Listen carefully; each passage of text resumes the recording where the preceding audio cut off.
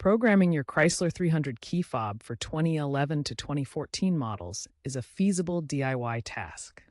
This allows you to sync remote start, unlock, and lock functions without visiting a dealer. It involves synchronizing the fob's radio frequency signal with the vehicle's immobilizer system. The fob uses a 3-button design for lock, unlock, and panic or remote start. It communicates via encrypted RF signals to the wireless control module. Ensure your vehicle is equipped with factory remote start, which is common in touring and limited trims. Make sure all doors are unlocked, no keys are in the ignition, the vehicle has its original key set, battery voltage is above 12.5 volts, and there are no active alarms. First, insert the key into the ignition switch. Next, cycle the ignition switch. Turn it to off, then on, off within 10 seconds.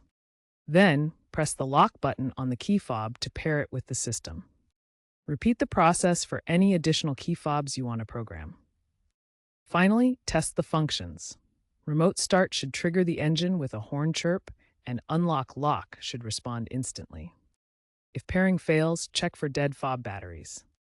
Also check for interference from nearby electronics, or reset the system by disconnecting the car battery for 5 minutes. If you have an aftermarket alarm, you may need to temporarily disable it to prevent conflicts.